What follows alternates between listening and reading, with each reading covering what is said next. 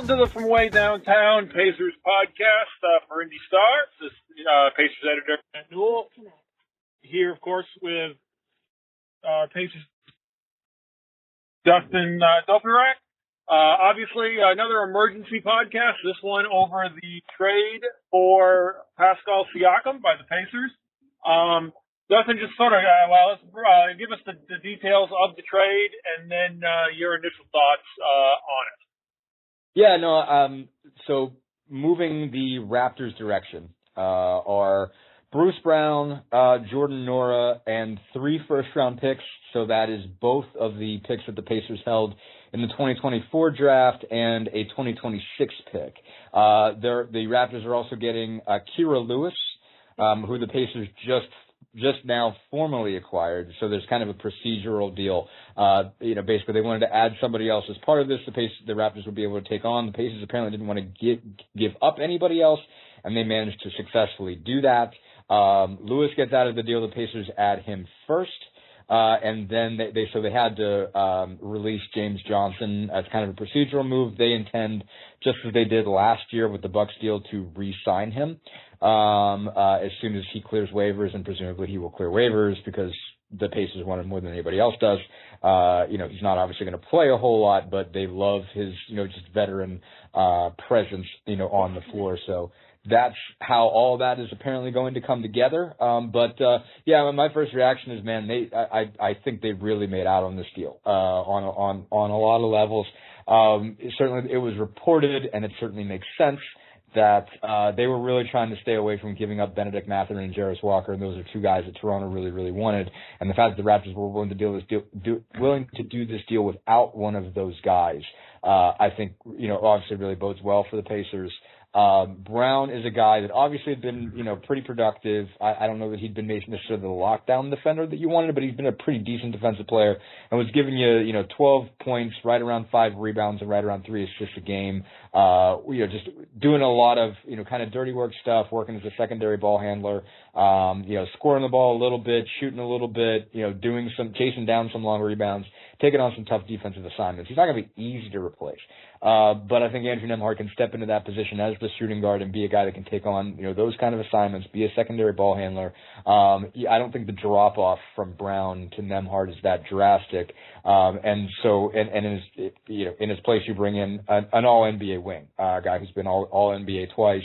Power forward who really he fits 2 things really well that they needed. One was, kind of a clear number 2 guy, another star that you can kind of pair as a running mate with Halliburton.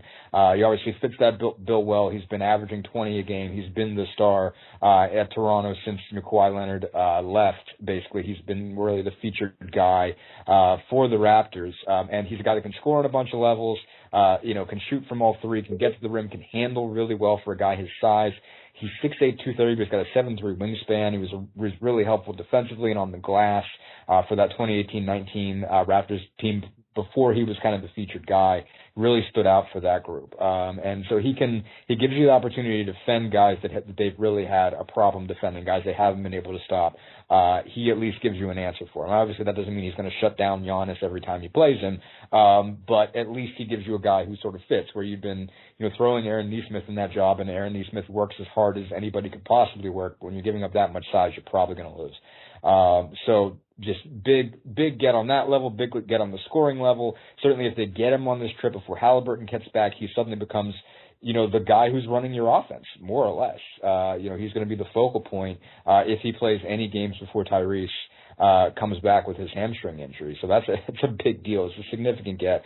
And obviously there's the draft capital involved. At the end of the day, this is not a great draft. Nobody's looking at the 2024 draft and saying, man, you're really, if you're not part of this thing, man, you're missing out. And obviously that can be proven wrong in the long term, as Tyrese Halliburton, points out again and again and again. They thought that 2020 draft was going to be bad, and the Pacers have built most of their team on this 2020 draft, even though they didn't draft in it. They didn't have a first-round pick. And I think Cassius Stanley was their guy, and I don't even know where Cassius Stanley is, but they've got, 4 guys, or, was Brown? Okay.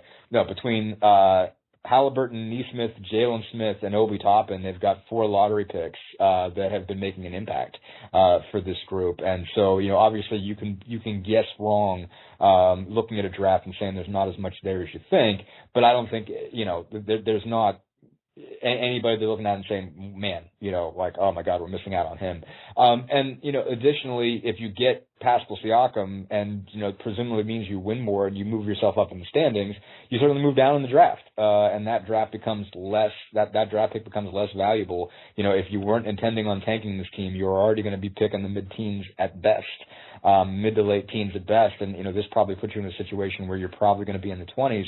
And so missing out on a pick in the 20s is not a huge deal. Their second pick that they moved in this was the least favorable of Oklahoma City, the Clippers, Utah, and the Rockets. Right now, all of those teams are in the top 9 in the West. Utah is, I think, the lowest of them, and they're moving up swiftly. And that doesn't really matter all that much because the Clippers and the Thunder are top 4 teams in the West, and there's no reason to believe they're not going to finish top 4. I mean, the Clippers might end up really making a push to win the West. I could see it just being them and Denver at the end. So it's, you're not giving up picks that were probably going to bring you certainly not immediate rotation players. So it's not a big risk.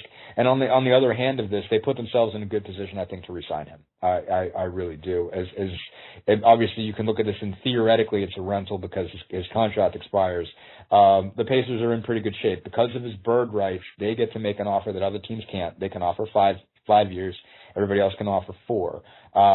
And I just think basically that their entire theory of the case, as far as they're building this roster, is if somebody else, another superstar, comes and plays with Tyrese Halliburton, they're going to want to stay. That when you have a guy that is that interested in making everybody else better and wants to play this fun style of basketball, you're going to get to score a bunch, and that means you're going to want to stay. And so that's what they're banking on. They're going to have cap space that they can make available, to re-sign him. So I don't think they looked at this at all as thinking, this is just a rental. And even if it is, I don't think it kills them because I'm not totally sure that they intended on picking up that team option for Bruce Brown in the first place.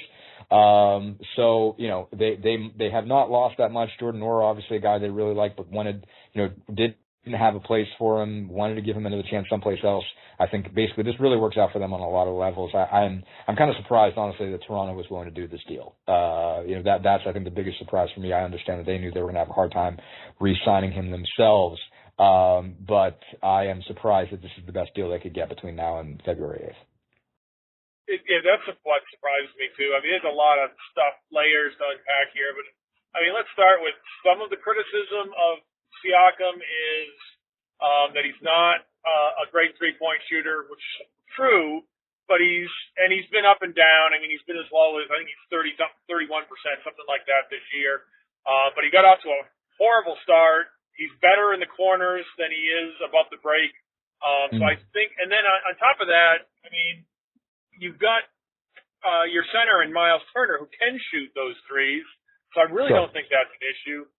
There's been some talk that he needs the ball a lot, which I think is somewhat true, but he also is averaging, five assists this year. He averaged 6.5 last year. Clearly, I mean, he's not a ball stopper. No. Even if he does need the ball.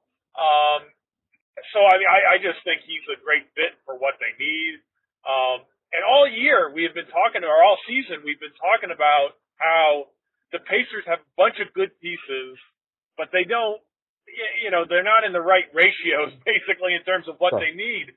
And you've traded Bruce Brown, a nice ball player, but a wing, when you're overloaded with wings, for a power forward, So, I mean, it just seems like it's a great move on every level from that respect. I mean, I think first-round draft picks are overrated. The issue with first-round draft picks is that if you hit on one, then it looks great. And right now, the one of the picks, the lower pick, the Pacers will be giving up is 27. Well, Pascal Siakam was drafted 27th, so let's not pretend that a pick can't be valuable. But there's, I mean, we just posted something on some of the national media giving grades, and there were a lot of B's for the Pacers, and I just don't get it. I mean, I just don't see the downside here is he leaves. And at that point, I don't think it's a good trade unless you really make a run in the playoffs, Right. because that draft pick in 2026 could be something. Sure. But you can't do this. You can't be successful in the NBA if you're the Indiana Pacers if you're not willing to take some chances. And it's a little surprising to me that there are people out there who kind of are like Pacer fans who aren't fired up about this deal from that standpoint. It's like, what? I mean, these deals aren't going to fall. Number one, these deals aren't going to fall in your lap. And number two, I'm not sure this deal didn't fall in their lap, just like you said, with that Toronto could probably have done better if they'd waited. Yeah, no, I mean, I think there was a price that was too high. I don't deny that. I mean, I think there are people who are like, he's pushing 30. How many more years are you going to get out of him that he's going to be that good? Like, is he really the second piece that you want? I mean, there's an argument to be said for, okay, he's not the long-term running mate for Tyrese Halliburton. That you want that preferably that you'd like to get somebody who's no older than 25, 26 that is going to be coming into his prime about the same time that Halliburton is. And there's something to be said for that. I mean, obviously, if you do sign Siakam to a 5-year deal, do you really expect that he's going to be great at 35 when Tyrese is 28? I mean, probably not. It's probably going to, he's probably going to be drift by then, and you might not be able to pair them together. But you don't look out there and say there's somebody that's available that could be that person, number one. And number two, I mean, now that you're winning, it's harder to draft that guy. Now that you're starting to win, you're getting yourself in playoff position, it gets harder and harder for, you can obviously miss or whatever, but even if you're saying, okay,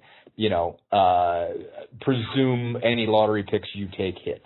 Well, you're getting really to that point where you're going to get, you're not getting lottery picks anymore. You're not trying to do that. When you're actively going after the playoffs, it is harder to get a guy that fits exactly what they need, which is, again, they needed a wing that could score and defend. I mean, and if there were a lower priced guy that fit that bill, they would have gladly taken him, but I don't know that there was. I mean, I think, maybe, I think one thing I've seen kicking around, if Sacramento wants to get back in, the name that's out there now is Jeremy Grant, who just re-signed for 5 years. So you're taking on his whole deal. You really got to believe in him.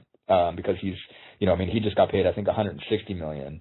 And, to stay in Portland. The Portland has to obviously decide if they want to part with a guy they just gave a huge extension to.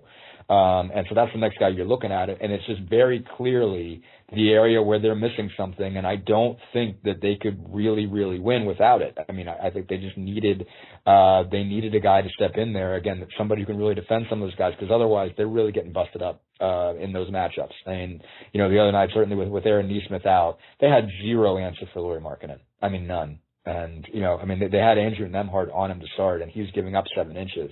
And, Nembhard, I thought, battled. It didn't matter if he battled, you just throw it to Markkanen at kind of the mid post. Markkanen just hits a turnaround jumper because, when he turns around, his arms are 9 feet in the air, and Andrew Nembhard can't jump that high. I mean, there's literally nothing Andrew Nembhard can legitimately do to contest that shot. I mean, best possible form that he can do. He can make him as uncomfortable as he can, push up on him. There is nothing he can do to stop a Lauri Markkanen turnaround jumper. And so he just got to hope that he misses it. Just get in his way, hope that you miss it. And, they need somebody who can legitimately do something. And with a 7'3" wingspan like Pascal Siakam has, he can do that. I don't think he's a great defender, but he's a pretty good one. He's a pretty darn good one. He can handle those type of guys. It's just, they needed somebody like that. Again, I get it. They're giving him, they got to give him a bunch of money. It is weird as far as your timeline is concerned. But I don't know. I think it's worth the risk, at least. I think it's worth the risk. Because I just don't think you're risking that much. I think Bruce Brown's a nice player, but I think you can live without him. And I don't think those 3 picks are going to kill you, especially if you look at, where they're going to finish. If 5 years from now, 10 years from now, you look at those picks and who they're going to be, I don't know that you're going to feel like, man, it was a horrible decision to go get Pascal Siakam for those guys. I completely agree. And I mean, again, I've looked at the numbers, and really, outside the top 10 in the draft, if you're just flipping a coin and throwing darts or whatever you want to say it, it's not like the Pacers' recent draft history is great. I mean, obviously, it looks like Matherin is at least a good pick. But before that, you got to go back to Miles Turner, really. Walker, I mean, Walker's got a lot of promise, but he could be anything at this point. Sure. You know, and as you say, the core of the team is a bunch of guys they acquired in trades, which is when you look back when the Pacers were good. Donnie Walsh was a master at that stuff. It wasn't a bunch. There were some draft picks, but it was because obviously Reggie Miller was one, Rick Smith. But they were great teams because of the trades they made. I went through every trade Kevin Pritchard has made since he became team president, and I am hard pressed to find one that he lost. One of our producers, Scott Horner, and I were having an argument over Jalen Leclerc for TJ Leaf. I made the point that they lost that trade because Leaf scored 12 points in his career after he left the Pacers, and Leclerc scored 5 with the Pacers. Dear God. Scott was saying that, you know, if you can get rid of TJ Leaf, it's a win, period. So, but that's what we're reduced to in terms of, now again, anytime you trade Paul George, you lose. But they turned him into Tyrese Halliburton. There's a bunch of picks. 2 steps away. 2 steps away, and obviously you got you got 2 All-Stars for him, for a period. You got an All-Star version of Victor Oladipo. You got an All-Star version of Domas Sabonis, and then you turned Sabonis into your franchise. And so, I mean, they have been able to stay on that track of turning that, what was that Paul George draft asset, into that has been the gift that has kept on giving. And that's really important when you get a guy like that, even if he doesn't end up being the guy, to continue to turn that into something, and they've continued to do that. So, you know, 3 steps away, you know, you have, you know, your best player and your franchise's future. So you can't knock that deal at the end of the day at all. And they turned Oladipo into LeVert. They turned LeVert into 2 draft picks that are Andrew Nembhard and Ben Shepherd. And again, it's one of those things, you know, is LeVert better than Nembhard and Shepherd? Maybe, but maybe not. I think Nembhard's a little bit better fit for the Pacers than LeVert.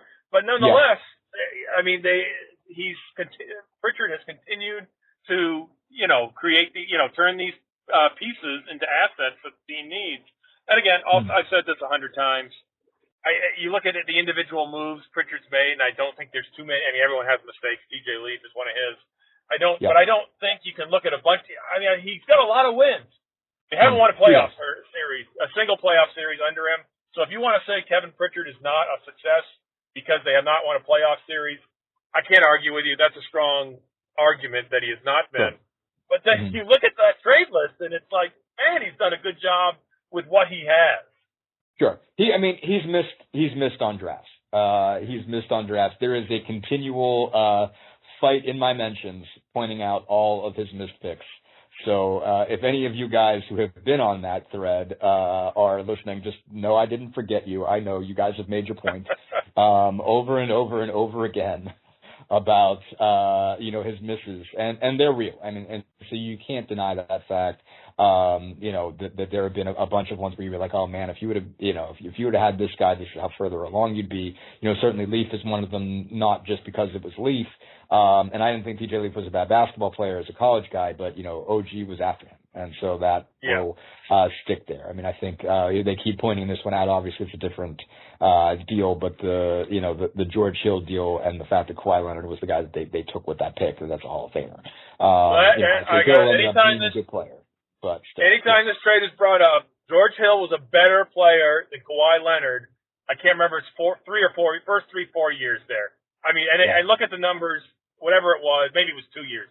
George Hill was a better player than Kawhi Leonard the first 2 years. Maybe it was 3 years. The Pacers were in win-now mode at that point. Sure. They also did not know Danny Granger was going to be hurt. They never would have taken Kawhi Leonard. Again, I'm not gonna be the guy who says they won that trade. Sure. I'm just saying that trade's a little more complicated than most people wanted to make it out. Right. Of course. So I mean, you do obviously have to, at the end of the day, when you're assessing his entire tenure, you certainly have to look at the drafts and point out that there were some guys who didn't work out. But I mean, from the big trades to the small trades, again, he's one on a bunch. I think getting Aaron Nesmith as just part of a huge package for Malcolm Brogdon when they were just trying to move on from him, once they really realized that Halliburton had to be the guy, and they couldn't afford to keep paying, Brogdon to be a guy that was going to come off the bench. Nesmith's a great get, a great get in that deal. Daniel Tice, they obviously had to move on from, but Nesmith is enough to carry that deal and give you somebody that's going to matter, going forward. However far they go, Aaron Nesmith is going to be a piece of it. And so, there have certainly been some misses. But the trades, I think at least reasonably balance out the losses in the draft. And so, I think that's your case, certainly in his favor. And, you can't call this one a loss. I mean, I just would be really surprised if in 3 or 4 years anyone thinks this was a bad decision. I'll be really surprised. That doesn't mean it's impossible. I mean, obviously Siakam could come in, stub a toe and mess up something. You just never know from an injury standpoint or whatever. But I mean, on paper, I'm surprised they were able to pull this off. I'm really surprised that Toronto didn't hold out for something better, and especially after what they got for Anunoby. That's really the part that blows my mind, that they were able to get RJ Barrett and Emmanuel Quickley for Anunoby, and as far as I'm concerned, they didn't get anywhere near that for Pascal Siakam. We're not going to go. We'll avoid telling you how bad your take is on RJ Barrett right now. Although he has been very good for the Raptors, I'll save you the time of saying that. We mentioned Kawhi Leonard. He is relevant to this in that he just signed a 3-year, $150 million contract. Do you want to max out Pascal Siakam? I don't. Do I think I need to with Leonard as sort of the baseline? Leonard's obviously more injury prone. Siakam's not a paragon of health necessarily either. Right. I mean, do you think they need to go 5 years, 260 to get Siakam, or is there some kind of 3-year, 150, 4 years, 180? I mean, do you think any idea of what they could do in terms of the contract that they would need to give Siakam to have him stay around? Yeah, I mean, I do. I kind of do. I think you might, because I think that's what he wants. I guess that's the thing, is the market going to bear that? Or basically it's sort of like, if you're the Pacers, can you say, all right, 3 years, 150, that's it. That's what we're going. If you think you can do better, best of luck, but we think this is the best you can do. And we're going to make that offer. We're going to stick to that offer. If you go someplace else, we're going to live with that because, we think you're worth a supermax yearly money, but not 5 years. And the Sixers are perched out there. They need someone and they're running out of guys. And they're in a position where they could easily think it's worth overpaying for Siakam, in years more, salary, however you want to look at it. So it's interesting. You make an interesting point. Yeah. I mean, the question is, how is this negotiation going to go? And do the Pacers need to top or equal? They get the 5th year, which no one else can give them. So that but the question is, do you want to do that if you're the Pacers? Right. But you may, as you know, you may need to. Yeah. I can't see a scenario. I think it seemed to me like the whole reason why Siakam put out this, or his agent or whoever, floated it, to the, scoop guys of the league, Woj, Shams, et cetera. Obviously the kind of prevailing thought there coming from those guys, was, Pascal is telling everybody that he's not going to re-sign if you trade him, that basically anywhere he goes. But his agent has been everywhere today, and he did a 14-minute interview with Sportsnet in Toronto, so basically at the Raptors show. And so, was listening to him talk there, and certainly he's happy, I think, with this fit from a basketball standpoint. But you get the impression, obviously, that he believes that he's worth worth this money, that his goal was, hey, if Toronto's not going to re-sign me, I want to go find out. This is going to be my last big contract, so I want to find out just how much I can get. I want this to be my, if this is going to be my last big payday, I want to max it out. I don't want to commit to somebody and not find out what's out there. And so I presume that if you're the Pacers, as much as it's appealing to spend a few years playing with Tyrese, Pascal Siakam is 30, and he's not doing this for his next deal. This is the one. So you have to look at it as, when you're Obi Toppin and you come to the Pacers, and if they don't re-sign him, Obi's like, well, great, I came out here, I averaged, whatever it's going to be by the end of it, 12.5 a game, showed that I can finish anything within, a foot. I can get a dunk in so many circumstances. I can run with anybody, and I'm a better defensive player than you think. I'm not a great one, but I'm at least good enough. And Obi goes and gets paid, and so he's 25, and that's great. That works out great for him. If you're Pascal Siakam, your sense is you don't have 5 years to go get a bigger deal after that. You got to get paid now. And so your hope is that you, as much as the Pacers have to make an impression on you, you want to make the impression on them that you're worth it for 5 more years. And so, I mean, I imagine that's what he's going to go into it thinking that, he believes that he's worth 5 years and he's worth all the money, and he's got to prove that. And he's not going to commit to anybody until he's sure that no one's going to give him that, and until he's tested the waters to know that nobody else is interested in him for 5 years. So I would presume, you might be able to get away with it, if you're the Pacers. The question is, would you chance it? I think you can get away with 4 because no one else can go more than 4. The Pacers can go 5. But, but again, to me, people, used to complain that the Pacers were happy to make the playoffs, and and that was good enough year after year. Do I want Pascal? Do I want to be paying $50 million for Pascal Siakam at 34 and 35? No. But number one, the salary cap's going up, and number two, I want to win. I want to be good. I want to be good now, and he's the kind of guy you got to go get for it. You mentioned, and they can pay him. The money's there. Even right now, if you drop if they got cap holds for Buddy Hield and Obi Toppin, that would get them below the second apron. There's other ways to do it. That's not the only 2 moves they need to make. Hield's a pretty obvious one because he's an unrestricted free agent.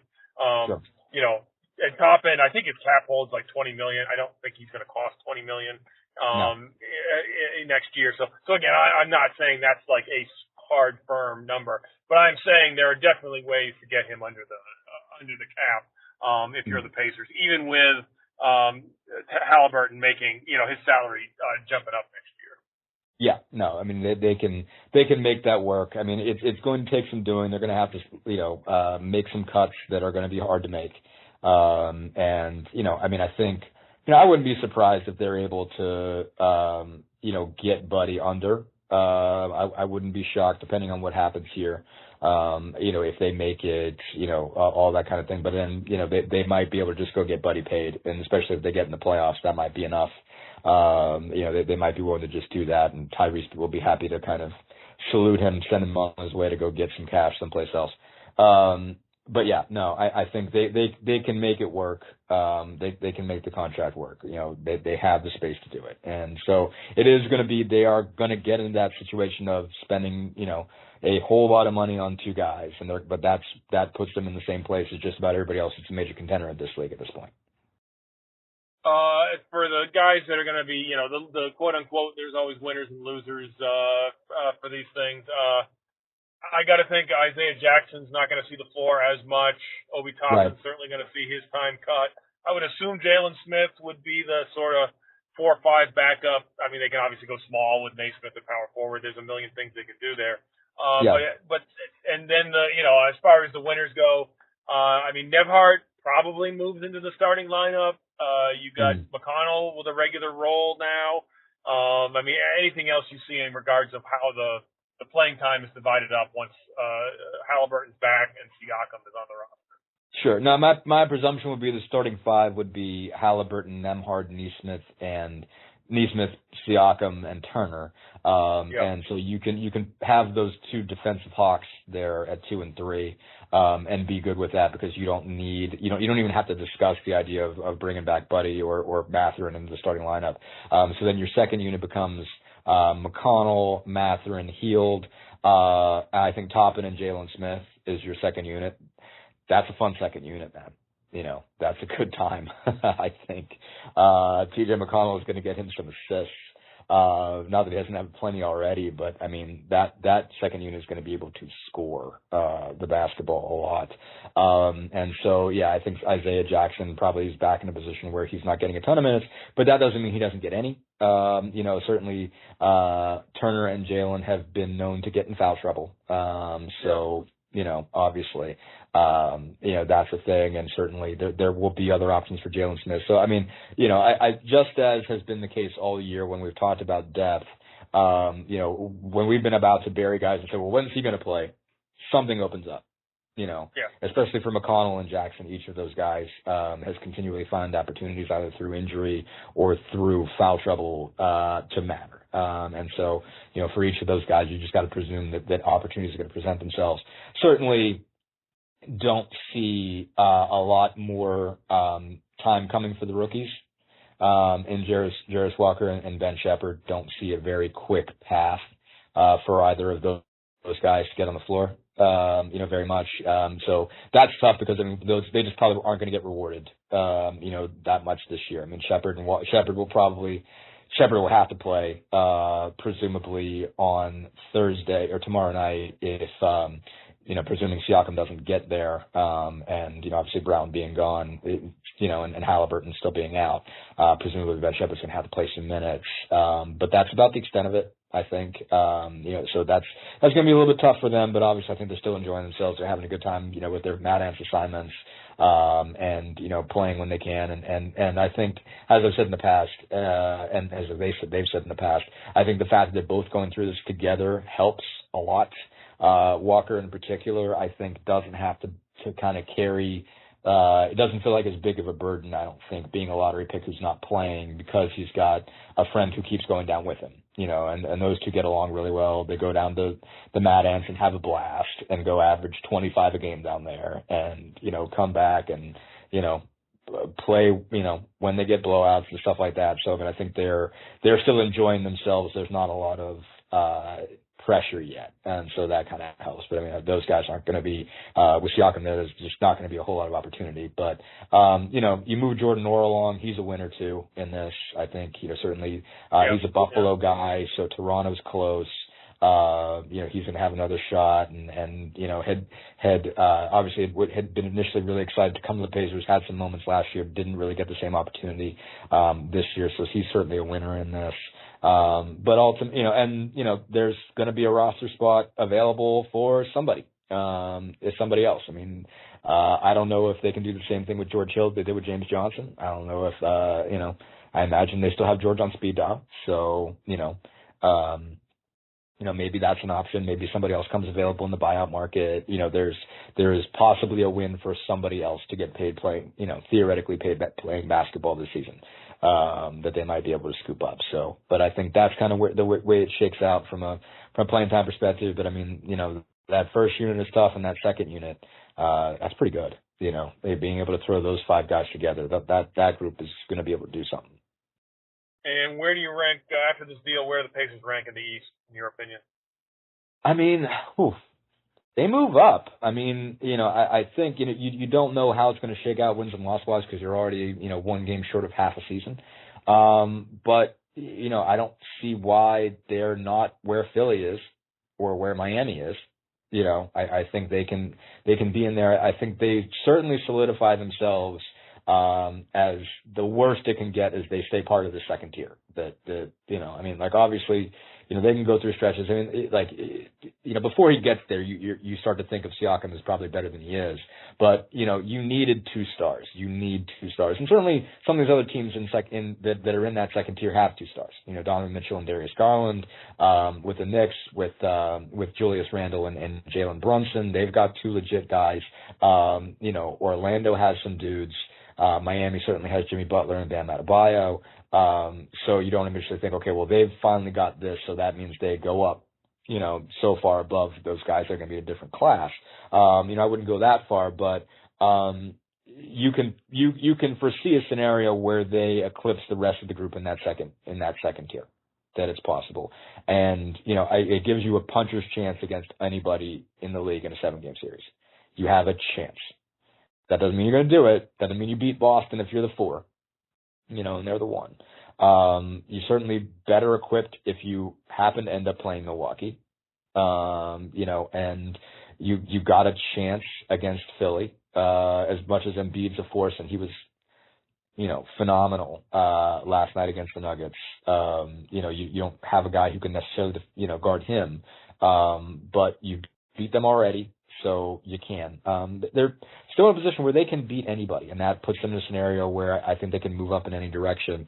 There's nobody that you look at right now and say that the Pacers cannot beat that team. Yeah, it's interesting. My first thought was, are they 4th? And then it's like, boy, are they really? Do I really think they're better than Miami? Butler's been hurt a lot, but are they full strength? Are they really better? And then you think, okay, well, maybe this makes them this makes them the favorite to be in the top 6 and avoid the play-in game. But then, you got Miami, you got Orlando, and you got the Knicks. So if the Pacers are 6th, then one of those teams is going into the play-in. And I don't, right. do I think that that's possible, that the Pacers are better than any or all of those teams? Sure. But it's still really crazy. But I think they do. Maybe they're at the top. They're in the top half of the second half, or the second tier, as opposed to maybe being in the bottom half of the second tier before. Right. But it should be a wild run here to the end of the season. So yeah, you can't. To this point, it's like, it's definitely going to be you got to play the game scenario, because I don't think you can just look at rosters and say, well, that team's definitely better than that team. I think if you look at anybody in that group, Cleveland, Miami, New York, Indiana, and Orlando, I don't think you look at any of them and say, on a given night, one team cannot beat the other one, and so it's just like, all right, you're going to pile up wins and you're going to see how they all add up at the end. But I don't know how you pick among them and say, well, that team is definitely going to fall off and that team is definitely going to rise. It could happen for any of them. They're all good enough. And they all have weaknesses, and, that there are all things they're not, great at. Or just nights when they're just off, but it's just, I think you're going to see very similar records for them. I think, a really good team is going to be the 8th seed. I think a really good team is going to be the 8th seed. If it's Orlando, Orlando's at the bottom of that group right now. Orlando's good. Orlando's good. And so whoever gets the 8 is not going to be a pushover. I don't see them beating Boston in a 7-game series. But whoever gets the 8th seed will at least be able to take a game, in a series with the Celtics. They're not going to be pushovers, and there is not going to be a lot of difference between 4 and 8. There just isn't. And maybe the Pacers can rise up above that and kind of solidify themselves at 4 and create some space between 4, 5, 6. But probably not, because I think the Knicks are going to be good. I think, adding Anunoby goes a long way for them.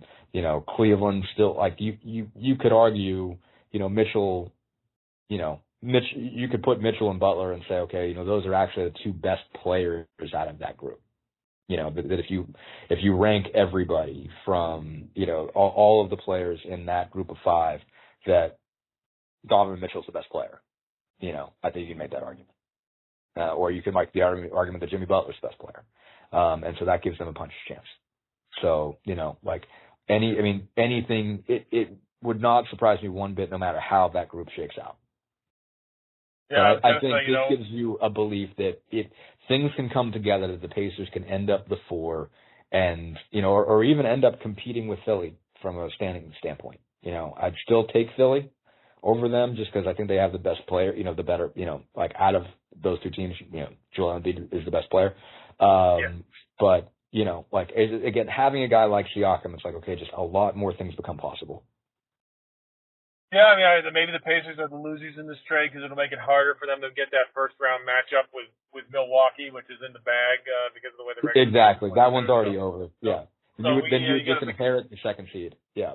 Exactly. Yeah, you got to think about it from that standpoint, too.